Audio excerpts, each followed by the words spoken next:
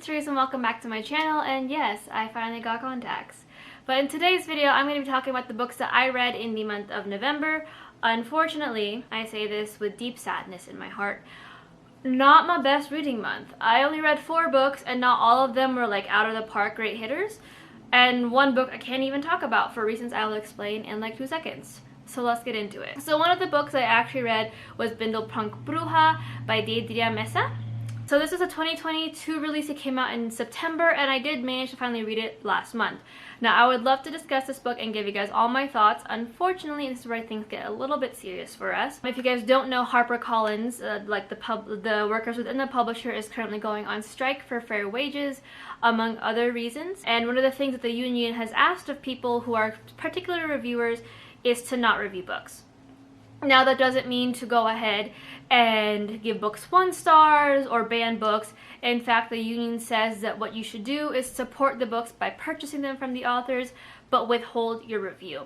Now, since this is an ARC release, and as of now, which is December 5th, the strike has been going on for 3 weeks. So therefore, as someone who consumes books and wants people who works to help create these books to get paid fairly, I will be withholding my review of this book until further notice. I did post the star rating. I think that was right before the actual strike took place, but I will not be talking about my review until later. Whenever that strike ends is when I'll discuss my review and when I'll post it both on NetGalley, Goodreads, and Storygraph is when I'll probably share it. I'll leave the link to this HarperCollins Union Twitter down below as other ways, and the list of the thread that they created as other ways you could help the people who are currently on the strike. I believe it says that this is like the 3rd week that they're currently on strike with no talks or discussions from HarperCollins. So take that as you will and learn and figure things out from what you guys need. This is how I will be assisting because I'm currently broke right now with holidays and everything, but this is how I will be assisting by withholding any reviews that I have that is from the HarperCollins books. Now I checked the rest of the books that are on this list and I don't believe they are from HarperCollins, but I will do one more quick round before I do so. The only thing I will say about this book right now is that it did put me in a bit of a slump, and we will move on to the next book. So the next book that I read in the month of November is actually one that I did a full vlog for. If you guys are new to my channel or just have finally like subscribed after like shadow following for a little bit, I am going through and reading through the entire Vampire Academy series. I am on the 2nd book. In December will be the time I read the 3rd book, and that well, the 2nd book is Frostbite by Rochelle Mead. I ended up giving this, I believe, a 4 out of 5 stars. I really did enjoy this book, loved it as much as the first. You can definitely tell that there are instances where it is supposed to be a sequel.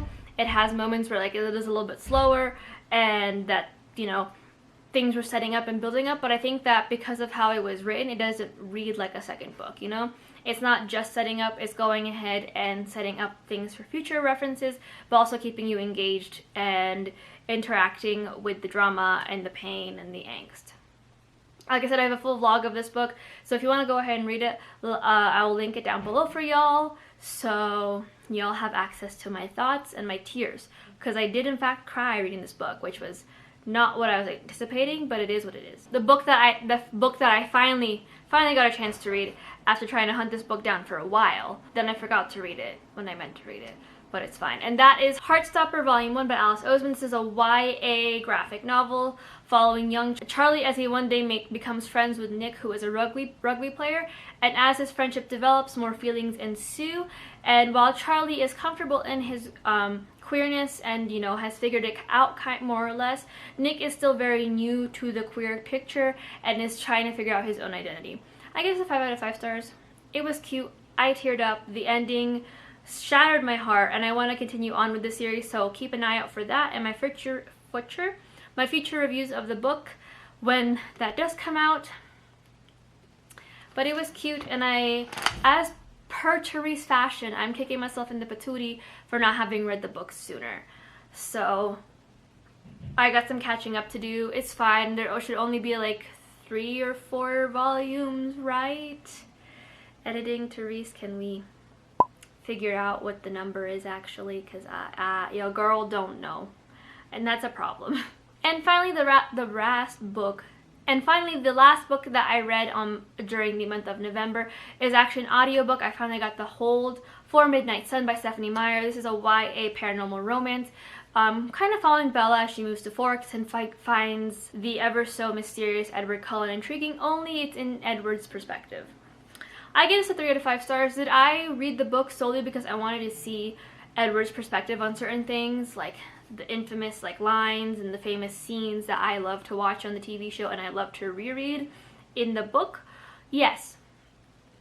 Did I read this book fully anticipating how psychotic Edward was? No. Edward is absolutely psychotic. I don't know if it's all the years of self-loathing or what, but my dude had plans to murder this girl 3 different ways to Sunday and then proceeded to stalk her. And there are some very quiet scenes in Twilight where we get to just sit in Bella's head, which I personally really enjoy, and it has been tainted for the rest of my life because she put Edward in that scene. There was no foreshadowing, no suggestions in Twilight that Edward could potentially be lurking in the literal shadows of the book. And then she put him in there, and I sat there and was like, this I did not need to know. That I did not need to know. There's one of my favorite scenes in the book was her literally falling asleep in the sun and reading a book. And she included Edward in that scene. He's literally in the shadows of the trees, and I am disturbed. I also, aside from those very obvious psychotic stalkery scenes, I felt like there were a lot of instances where Stephanie's editor, again, should have loved her enough to tell her to cut some shit out, cut stuff out. Because I sat there genuinely and was it was an audiobook, so I was being lulled into submission by Edward's voice. And I was just sitting there so confused and so concerned because there was no lulling.